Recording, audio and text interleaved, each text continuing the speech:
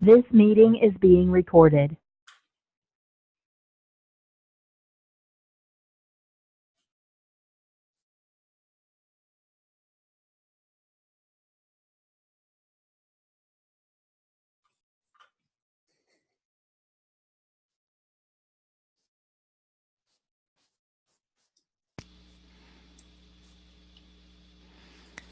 Welcome to the webinar, everyone. I'm just going to give a few moments for the attendees to trickle in, and we should be getting started shortly. Thanks so much for joining us.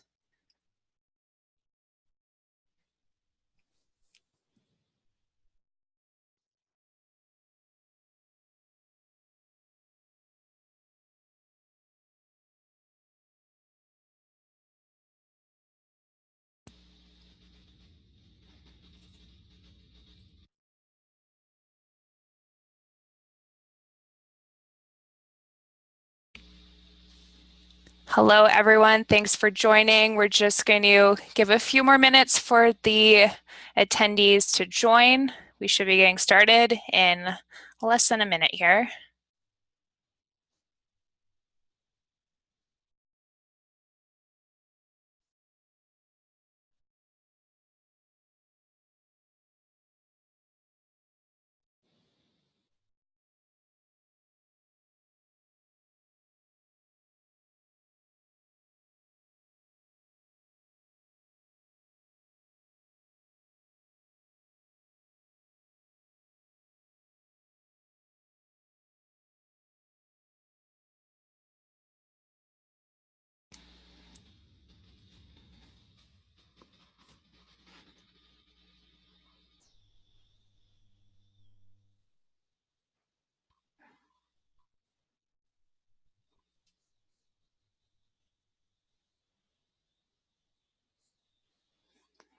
All right, well, considering the webinar is just 1 hour long, I don't want to eat up too much time waiting for attendees to join, so I think I'll get started. Welcome, everyone. Today's webinar is titled Performing Data Science and Machine Learning at Scale Using Apache Spark. Thank you so much for joining us. This webinar will be presented by Brian Blakely, a data scientist and technical instructor at Cloudera. During the webinar, everyone's phones will be muted. So if you have questions, please enter them into the Q&A box at the bottom of your screen, and Brian or I will answer them during the question and answer portion of the webinar. Today's webinar is being recorded, and you will all be sent a copy of this recording. The webinar is hosted on Zoom, and the features you will experience today are merely a snippet of how we deliver our live online classes, which we call IMVP. Unlike this webinar, our IMVP classes are interactive. They allow students to see and hear both your instructor and classmates.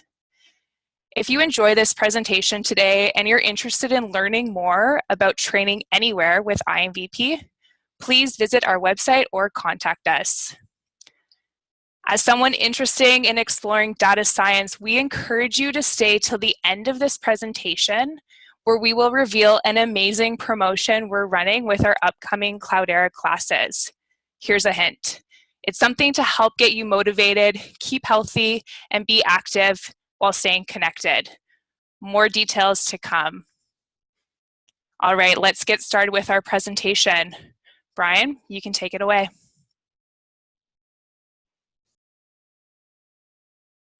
All right. Thank you, Michelle, and thank you for inviting me here to talk about performing data science at machine learning at scale using Apache Spark, and about our Cloudera Data Scientist Training in particular. So as Michelle mentioned, my name is Brian Blakely. I'm a technical instructor at Cloudera. I'm primarily responsible for the development and the delivery of our data science and machine learning curriculum. So I've been at Cloudera for about 2 years. Before I joined Cloudera, I spent over 20 years as a practicing data scientist. So doing a variety of things, from writing low-level machine learning algorithms in a corporate research, lab to doing very applied analytics for a management consulting firm. And then I did the obligatory tenure at a small startup that was gobbled by a much larger company. So we try to inject that sort of experience into our course, as well as the collective experience of our Cloudera team. So what I want to do today is give you a brief overview of our data science course, and then jump in and give you a kind of a representative sample of what you'll experience in the course, and hopefully you'll learn some machine learning and learn some Spark along the way, because that's what our goal in the course is, to help you learn. So let's talk a little bit about sort of the overarching objective of the course of Data Scientist, our Cloudera Data Scientist Training. What we want to do here is to give you the technical skills to explore, process, analyze, and model much larger and more varied data sets than maybe you're working with today. And what that's going to allow you to do is to solve problems that you could not solve previously with smaller and maybe less varied data sets.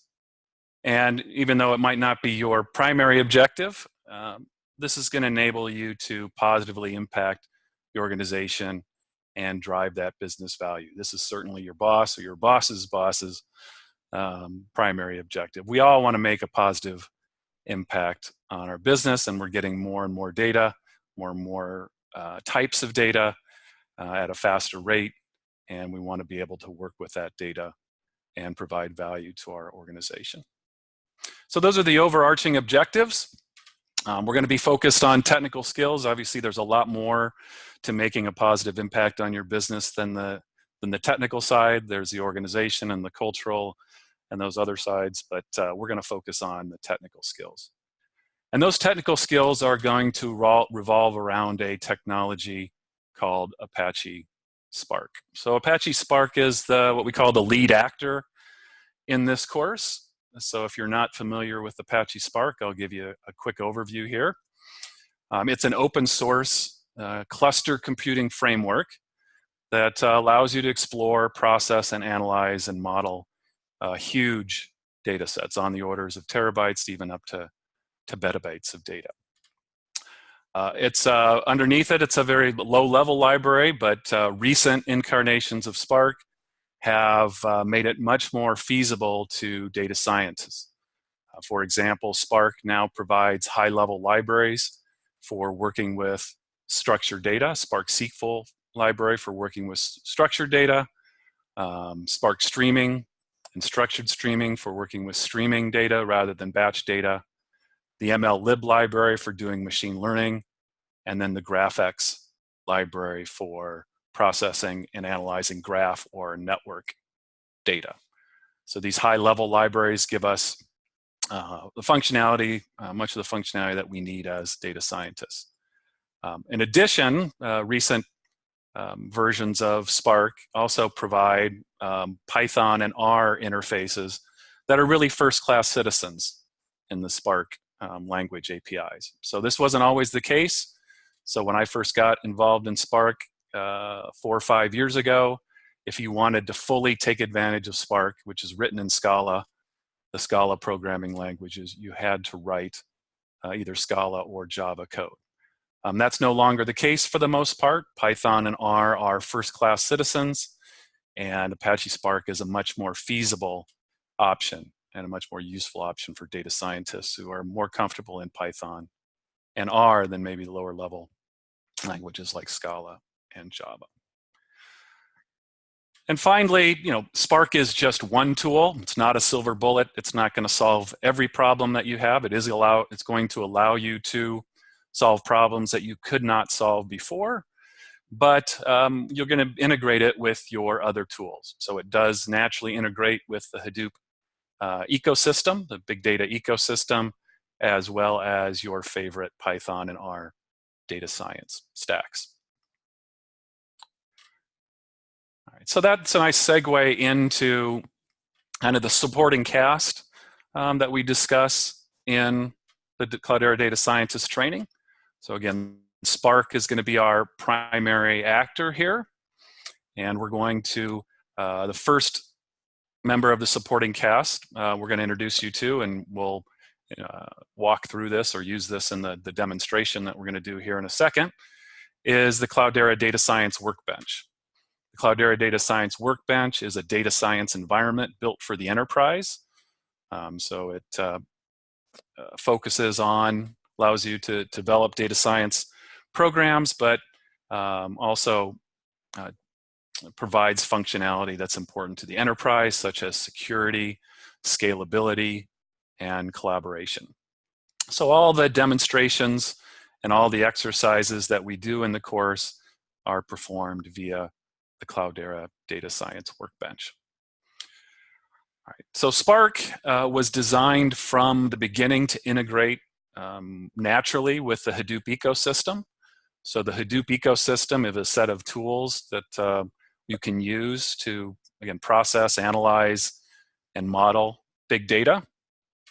So for example, in the course, the data that we use is all stored in the Hadoop distributed file system, which is a file system that you can use to store immense data sets in a distributed fashion. So we talk about HDFS, and the data that we use is all stored in HDFS. There's different ways to store, different file formats. A very popular file format in the Hadoop world is Parquet, and Parquet is an efficient binary format, efficient for both in terms of storage and computation, and we introduce you to Parquet and some of the other file formats that are common within the Hadoop ecosystem. So we're going to read that data into Spark. We'll also introduce you to a couple of SQL on Hadoop tools, Hive and Impala, that you can use to run SQL queries against your data in Hadoop, and also Hue, the Hadoop user experience, which is a nice graphical interface to the Hadoop many components of the Hadoop ecosystem, allows you to browse data in the Hadoop ecosystem in HDFS, allows you to browse Hive and Impala tables and run queries against those tables. You can also manage your Spark applications and other applications that are running on your Hadoop cluster. So we introduce you to those Hadoop ecosystem components that you're most likely to run into as a data scientist. So that's some of the supporting cast here on the left, but we also want to integrate Spark. We may have a workflow in Python, we may have a workflow in R that we're comfortable with, and we want to integrate Spark into that workflow.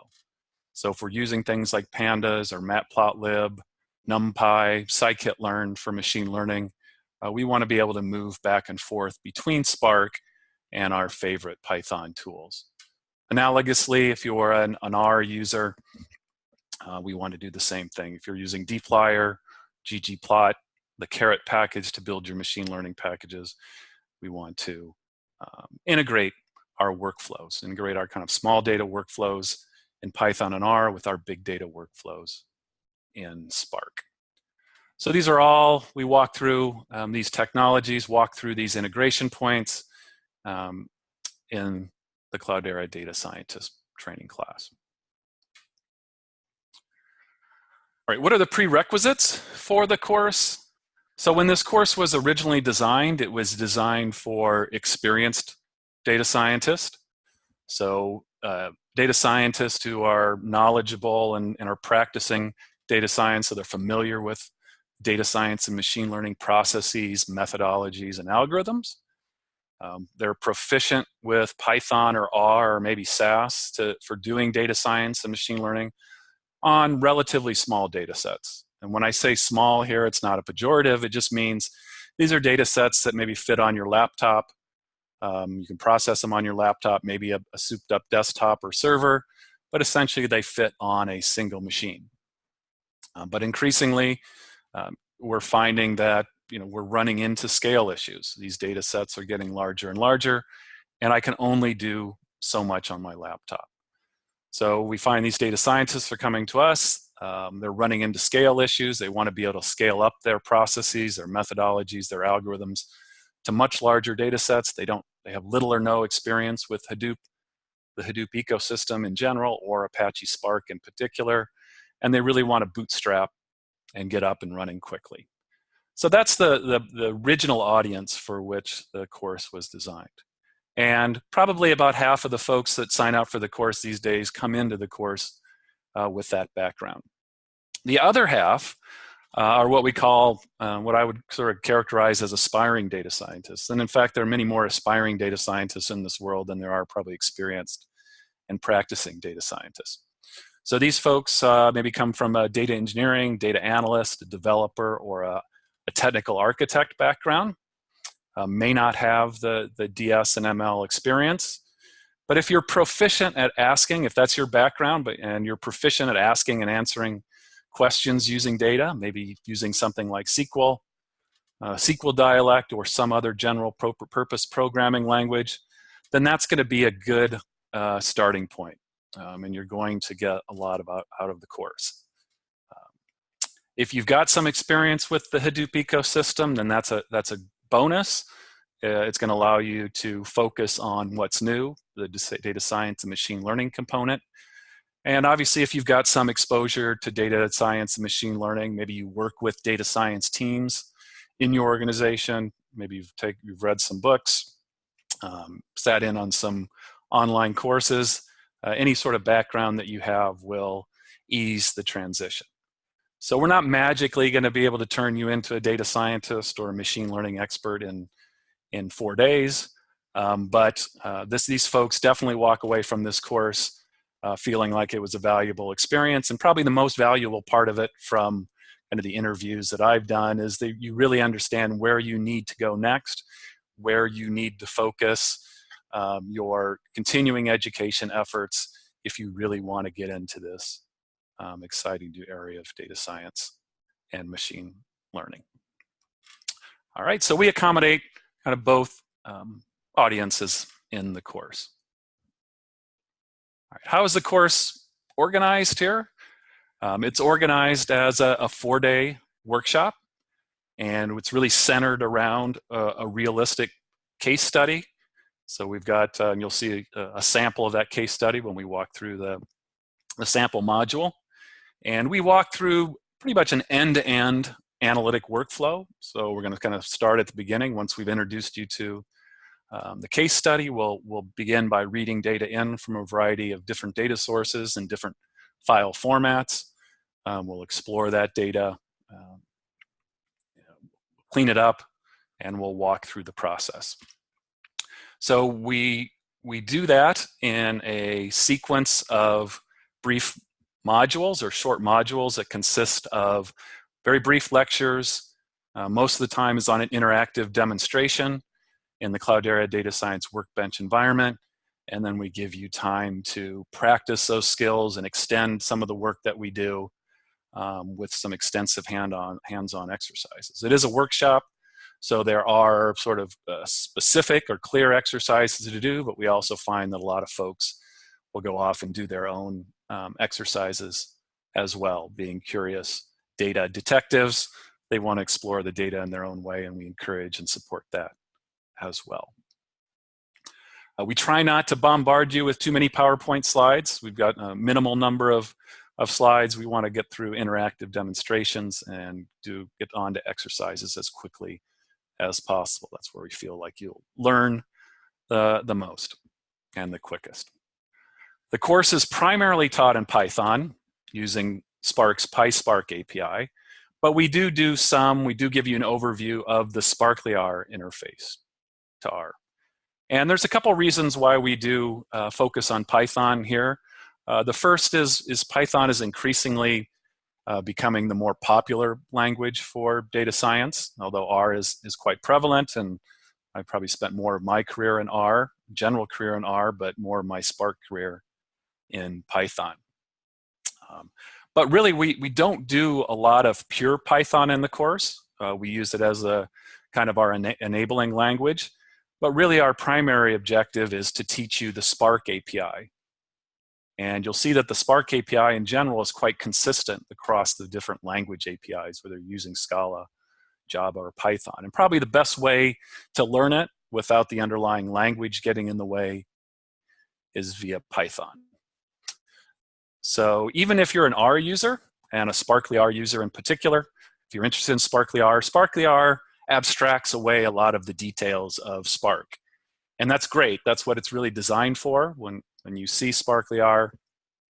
But when that doesn't work, it's helpful to know what's going on in the underlying Spark API. So even if you do want to go forward and use the Sparkly R API, knowing the underlying Spark API that Sparkly R is calling is a great advantage. It's going to help you in the long run. So we focus on Python, but we will show you sort of the similarities and the differences between the PySpark and the Sparkly R APIs in the course. And our primary focus, I mentioned there's a number of libraries in Spark. The ones that we're most interested in this course are the Spark SQL library for working and processing and analyzing structured data, and the MLlib library for building machine learning libraries. All right. So the more detailed sort of background on what we cover in this course, so some selected topics, and in fact there are more topics than we can cover in a 4-day course, and the instructor has some flexibility on swapping out topics depending on the makeup of the audience.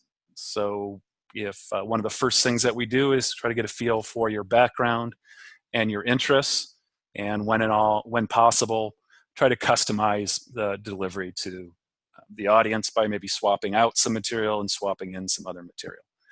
Regardless of whether we cover the material, the underlying scripts are all yours. You're going to take those with you at the end of the course. So if there is something that we don't cover in the course, you're going to take it home. You're going to have a nice template, nice examples on which to study on your own. And you'll see an example of one of those scripts when we walk through the sample module in a minute.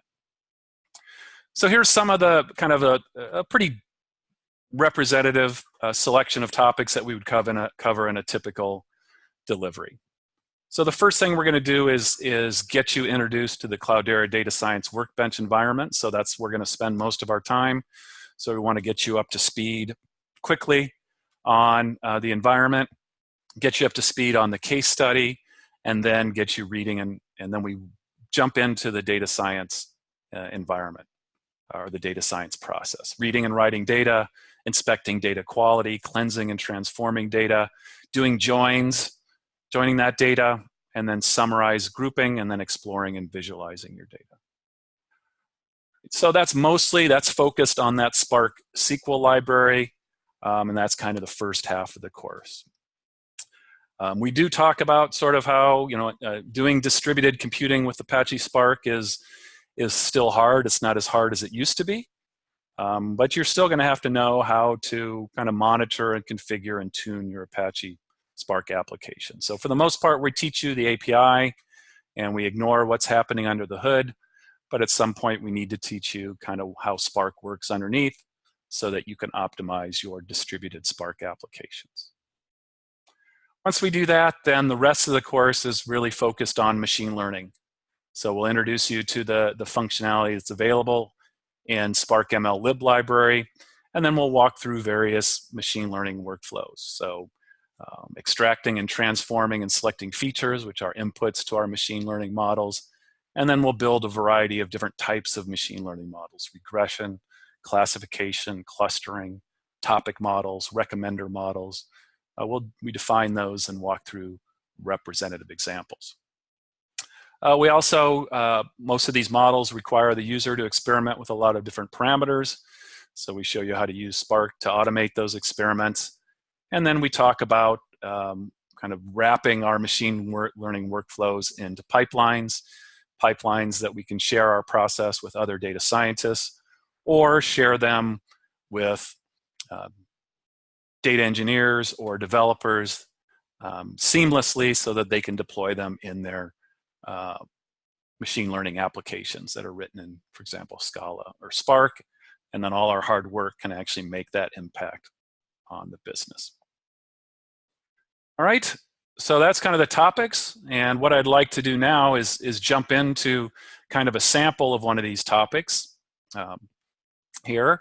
give you a little bit more flavor for how the course runs, and hopefully again teach you something about machine learning and Spark along the way. All right, so the organization here that we're focused on in the case study is a newly established ride-sharing company. Hopefully many of you have domain expertise on ride-sharing, so domain expertise as a rider. Maybe some of you have driven in your life. So one of the important things in data science is understanding your problem, having domain expertise. So we've picked a case study that hopefully most people can relate to at some level. So we've got this newly established ride-sharing company. Since they are newly established, their business objectives at this stage are to really understand their riders and the rider experience. And they've got some data that will allow us to do that. So we've got some text reviews of the rides that are submitted by the actual riders.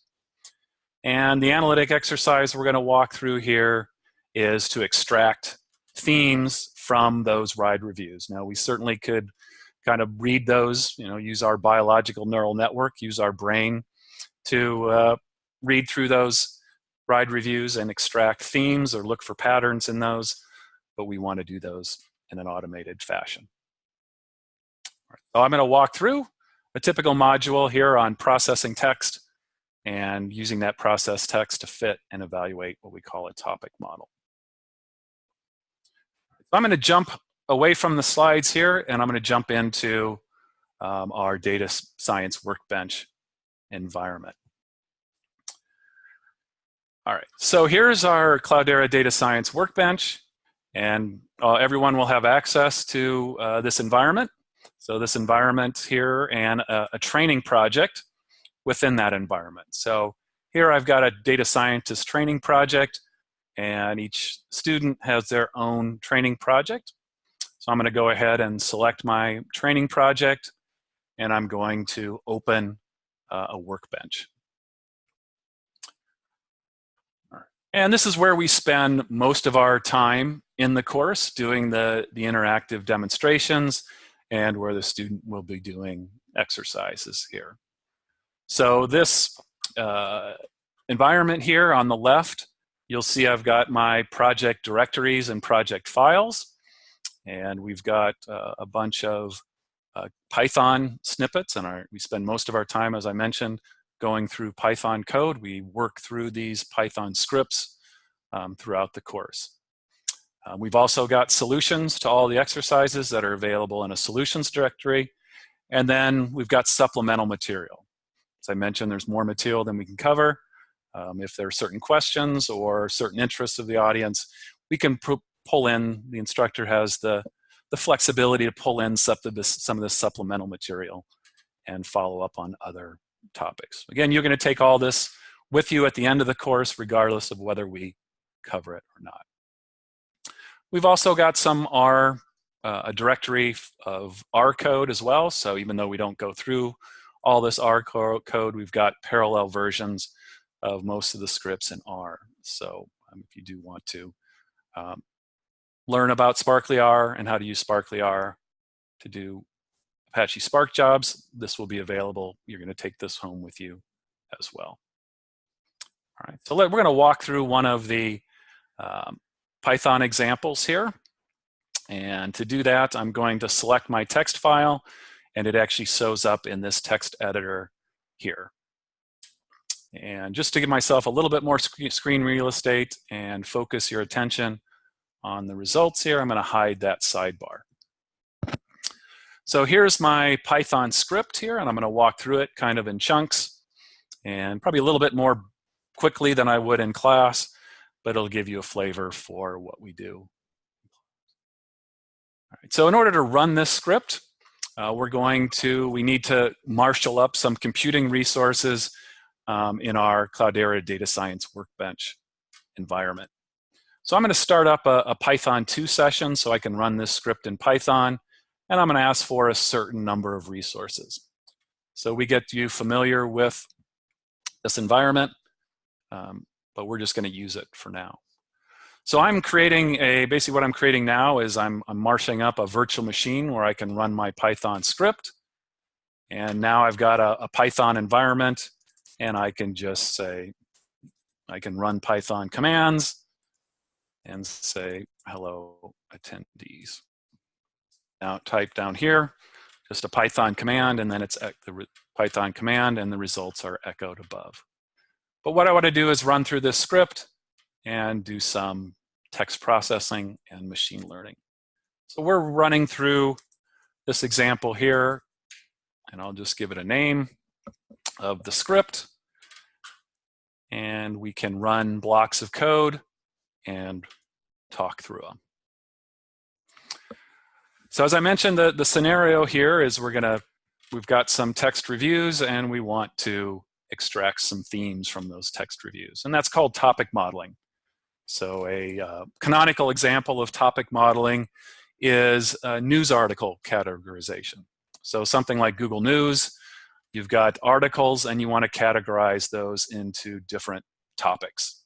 So I might have world news, US news, technology versus economics versus sports, and so forth.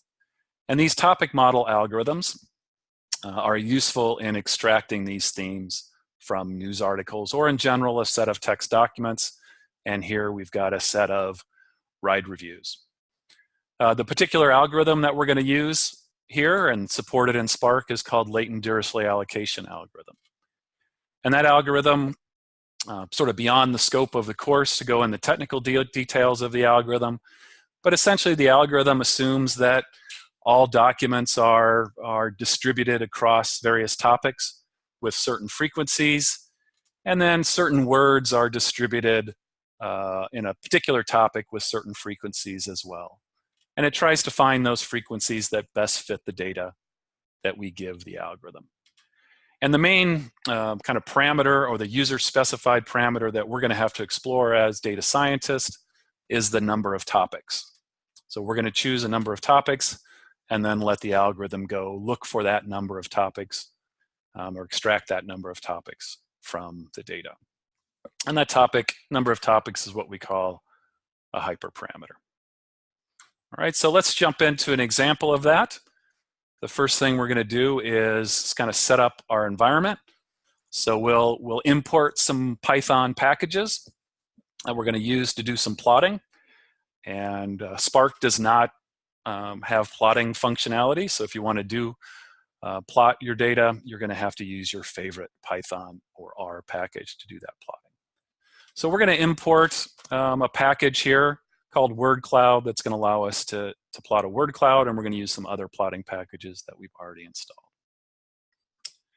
The next thing we want to do is to actually start up our Spark, we call our Spark session. Now Spark is actually a set of Java processes that run on our distributed cluster. In order to start up those Spark Java processes, we need to do what's called start a Spark session. And we've covered this earlier in the course, and this is generally boilerplate code that you'll have in all your examples. But we're going to go ahead and start our Spark session here, and that's going to give us this Spark object. And that basically is a handle into all those Java processes that are running on the various nodes of our cluster that are going to read and process the data once we give Spark specific instructions to do so. All right, so we've got this Spark session up and running. Now what we want to do is to read some data into Spark, into a Spark data frame. So the next thing we're going to do here is read in those text reviews. So I'm going to select that block of code, and we're going to load that data. So what I've done here is I've taken that Spark session that we just created, and we've read in a Parquet file. So as I mentioned, Parquet is a nice, efficient format, big data format that we use regularly in the big data world to store our data. So we're reading a file in from the Hadoop distributed file system, which is located at this address or this directory. It's stored in Parquet format, and we're creating a Spark data frame called reviews. And Spark data frames are inspired by R data frames or Pandas data frames. So they have a lot of similarities to R Pandas data frames, but they are a very different beast. And in the course, we show you and we discuss the similarities and the important differences between Spark data frames, which are distributed data frames, and maybe R or Python data frames that you're more familiar with. All right, so we've read in this reviews data frame, and we can take a look at it here. And actually, let me, I'm going to do a different version of this. I'm going to use the show command maybe to print out kind of a little bit more user-friendly version of this data set. Oops. I can type correctly. All right. So here's a sample of records from my ride reviews data frame. So I've just taken my data frame and I've used the show method to print out a few rows. It's a very simple data frame. It has two columns, the ride ID, which will allow me to match this back to some ride data that I have. And what we're more focused on in this example is the actual ride text. So again, these are short snippets. Think of these almost like tweets about a ride experience made by the actual ride-sharing rider. So here's a review. Dale is extremely cordial. Presumably Dale is the driver, and he was very friendly. Here's a very junky car, most awful stench of all time, and so forth. You can probably see some themes here. I could not breathe. The car stunk, and so forth. So again, we could use our biological neural network here, our deep learning, built-in deep learning to look for some themes, but we're going to use machine learning and the latent data allocation in Apache Spark to process this ride reviews data, which could be quite large. Right, but we can't work with, and the latent data allocation algorithm will not accept this data as is. We're going to have to do a little bit of work to transform this text data into numeric data that the Spark machine learning algorithm can process. Fortunately, Spark ML-lib provides us a number of what are called feature transformers, extractors, and selectors to help us prepare the data for the various machine learning algorithms. Now we're going to go through a few in this particular module. We walk through others that are more appropriate for other types of data pre-processing. So the first thing we want to do in this particular example is to parse out, or what's called tokenize, our words. And so I'm just going to run a block of code here and introduce you to a few of these Spark ML-lib feature extractors, transformers, and selectors. So we're going to extract and transform features, and these features are going to represent the inputs to my machine learning algorithm. And the first thing we're going to do is we're going to take those text reviews and parse them into individual words. And we can use this tokenizer class here. This is an extractor. It's available in the Spark ML-lib library to do that. And the pattern is going to be very consistent. The ML-lib package is very nice. It's very clean. It's very consistent. Once you see a few examples, you'll get the hang of things, and most of these classes behave the same way. So the first thing we'll have to do is import the tokenizer. So this is a typical Python import statement. We're going to import the tokenizer from our feature module. And then we'll create an instance of that tokenizer. We're going to pass in the input column, which is our text review, and then we're going to generate a new column called words, which is going to hold an array of words after they've been tokenized. Now to actually do the tokenizer, actually do the tokenization, we're going to call this transform method, pass in our review data, and we're going to get the tokenized data frame. So this is a new Spark data frame that has the new column with the tokenized words. Right, so we can print out a few records here. So for example, you can see that Dale is extremely cordial. Here's our original text. And here are our tokenized words here. So what we have here is a string of Unicode words individual words, Dale, is extremely cordial, right? And we've done that for each review on a potentially huge data frame. That could be distributed across, general is distributed across the nodes of the cluster, but that's all hidden from view here. Now, if you've got an eagle eye, you may notice there's some issues, potential issues here. We have not extracted out the punctuation. So for example, here, the driver drove so well. We've got well with 2 exclamation points. We may or may not want to include those exclamation points in our word definition. So fortunately, Spark SQL has a more sophisticated tokenizer called the regex tokenizer that we can use to customize our approach to tokenizing the words. The basic tokenizer is not terribly smart. The regex tokenizer is smarter.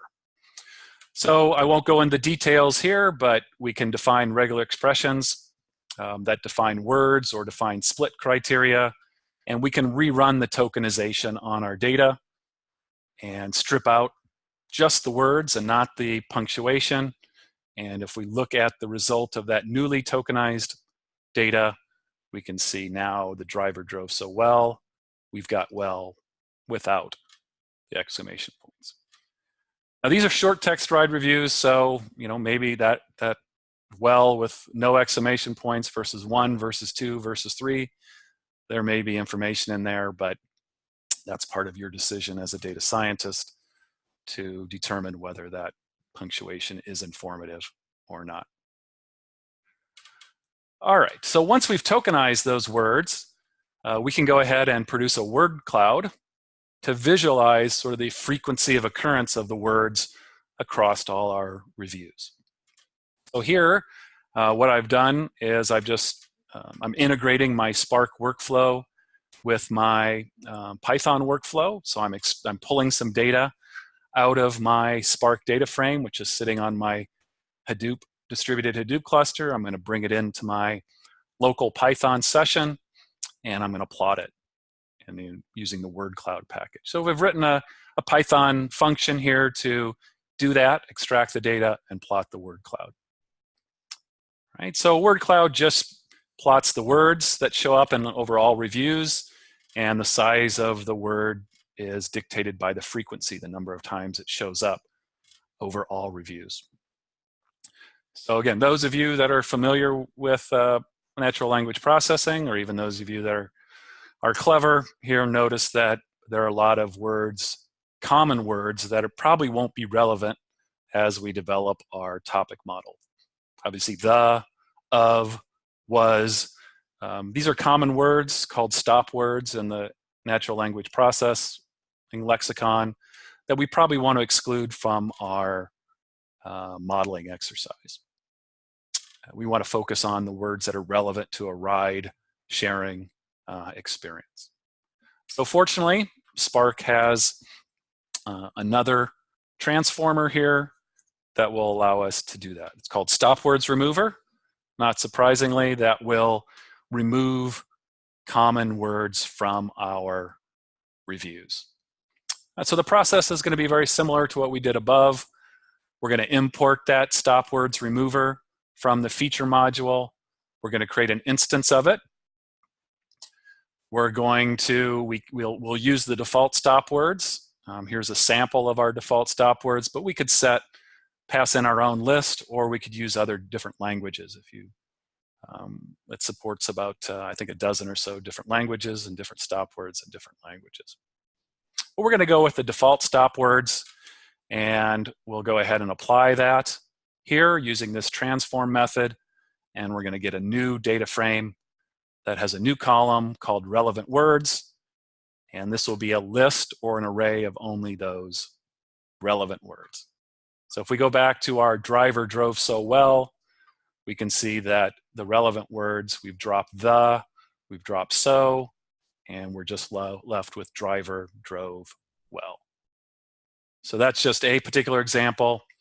We can reproduce our word cloud here, and now we see that the words that are left over are those that are most relevant for extracting themes or topics from our reviews. So ride and driver, freshener, air, reeked, smelled, breathe, and so forth. Horrible service. These are things that we're going to find useful. All right, we're getting closer to building a model here, but we've got a little bit more work to do. We need to convert this into numeric data.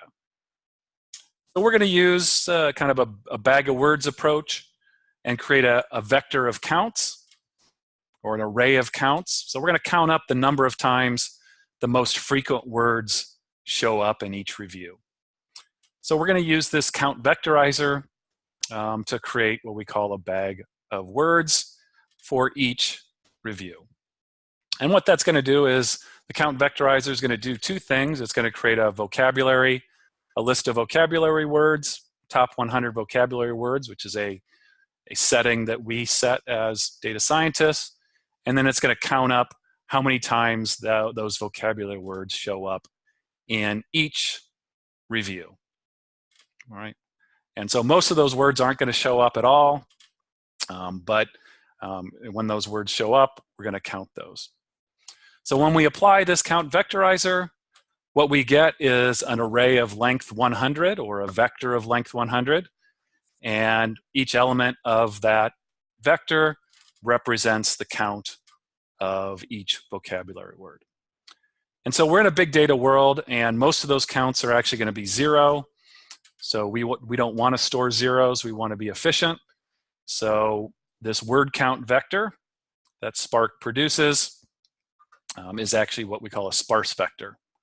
It's a sparse vector of length 100. That means it has 100 elements. And in this case, element 1 has the value of 1, means word 1 shows up 1 time, word 40 shows up 1 time, and word 96 shows up 1 time. All the other 100 words do not show up at all, so we don't store those zeros. And it's this word count vector, this vector of length 100, that we're going to take as the input to our LDA model. All right, and this part, actually building the machine learning algorithm, we've done all the pre-processing, which is the hard part.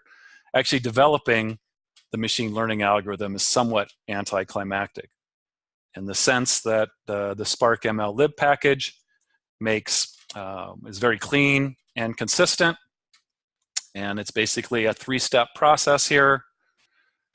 We're going to import our LDA algorithm from the clustering class. We're going to create an instance of that called LDA. And we're going to pass in that word count vector that we just created. And we're going to pass in the number of topics that we're going to look for. And again, this is something that we're going to have to experiment with. And there are a lot of other parameters we could experiment with. And we can see a list of those using the explain params. But we're going to go with the defaults. But in general, you're going to have to explore many of those. So once we've set these, we're also going to set the seed, a random number seed, so that we can replicate our results. But the other parameters that are listed here, we're going to go ahead and use the defaults. All right, so once we've defined or specified our LDA instance, we can go ahead and call the fit method, and this is where all the magic happens. We're going to take our LDA algorithm instance, we're going to call the fit method, and we're going to pass in that vectorized data, the data frame that has the count vector. And that's going to return our actual LDA model. And we can evaluate that model. There's various attributes we can look at, but it's probably easiest just to plot some of the results of the model and get a feel for the topics. And at this stage, it really becomes an exploratory data analysis exercise where we want to understand the particular topics that the LDA model has discovered in the data. So here, what I've done is I've taken some information out of the LDA model, and I've created a small Python function that plots it in a way that we can digest a little bit easier. So here we've got two topics, topic 0 and topic 1. Remember, we gave the algorithm two topics to search for. The first topic here, topic 0, what we've done is I've plotted the 5 most important words that the algorithm found for that topic. And so air and freshener are the top 2 words, followed by ride, vehicle, and do. So if you remember some of the reviews that we looked at, there were several, just taking a small sample that looked like they revolved around air quality or air freshness. So this first topic that the algorithm seems to have found revolves around air and freshener. And now we'd want to do more analysis here to delve into this topic and understand it more, but this is a starting point for that exercise. Now the second topic, there's probably more than 2 topics, and the conjecture, the hypothesis here is that this topic sort of captures everything else. So we've extracted out kind of an air quality topic, but there are probably a lot of other topics that have fallen into this topic 1. So this topic 1, the 2 most important words are driver and ride. So if you go back and look at some of those original text ride reviews, you'll notice that they revolve around the rider or the driver experience, the ride or driver experience. And there's probably further subtopics in here, and in the exercises, you can go ahead and work through those. So we can continue to explore. We can take this model and we can explore, apply it to new data, and actually see how each individual distribution or each individual view gets classified, and further analyze our model. And in the demonstration in class, we would do that. But then what we want to do is get you to the exercises and have you sort of rerun this with more topics. So try to break out and rerun the LDA model with, for example, 3 topics, see what you find. And then also there are a variety of other text pre-processing that we can do. We did very simple text pre-processing. Spark MLlib provides a number of other text processing algorithms, and we'll introduce you to the n-gram transformer in the exercise so you can know how to use that and apply that to the example. And again, solutions are given for all these exercises if you want to walk through those, and you get to take all these scripts with you at the end of the course. Finally, we give you some links to some background information, and then also more importantly, we make sure that you know how to use the Spark documentation. The Spark documentation is very handy, and so you'll need that Spark documentation to work through some of the exercises. So we've got some links to that Spark documentation available here that you can click on and get to the official documentation. All right. So that was a quick introduction or a quick overview or a representative overview of kind of what we would do in class. Didn't go through all the details that we normally would. There's a lot of assumptions. We've already covered a lot of material to this stage. But that should give you a feel for how a typical module works out. Hopefully you saw a little bit about how Spark SQL works, and Spark MLlib works, and also a little bit about machine learning. So what I want to do now is kind of turn it back over to Michelle. Thank you for attending, sharing a precious hour of your day with us. And I'll turn it over to Michelle, and we'll do some Q&A while we've got a little bit of time left over. Thank you, Brian. And again, thank you so much to all of our attendees. We are at the end of our presentation, and we'll be moving on to the Q&A portion. So if you do have any questions, do post them in that Q&A box you can find at the bottom of your screen. Now, before we jump into that Q&A session, I do want to talk about that exciting promo that I hinted to at the beginning. So anyone who purchases Cloudera training today through December 31st will receive a free Apple Watch. Terms and conditions apply. Visit our website for more details. On the slide here, you can find the direct link to go to this page. It's www.exitcertified.com/free Apple Watch, or if you just make it to exitcertified.com, you will be able to find all the details about this exciting promo. All right. It is time for our Q&A. If you do have any questions, feel free to post them in that Q&A box.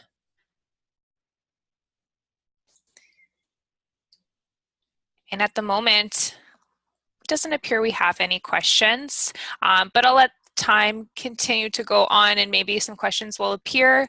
As they do, we will answer them. Another reminder that each and every one of you will receive a recording of this presentation, so you should receive that by the end of the week. Thank you.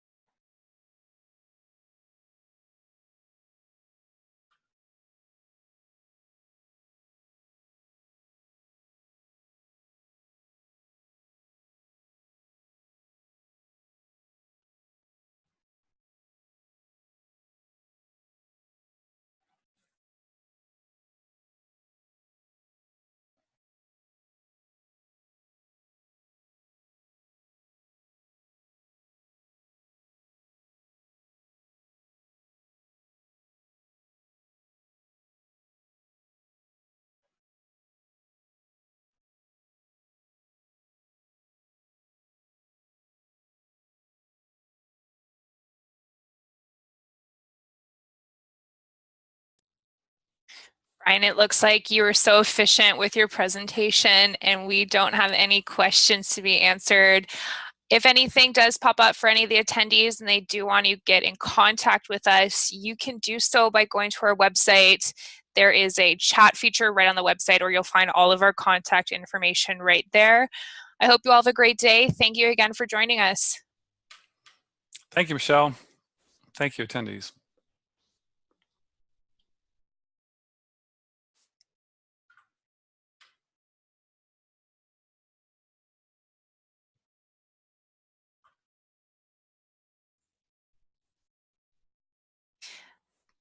I will post the URL in the chat. That's a great question. Just hang on for that link.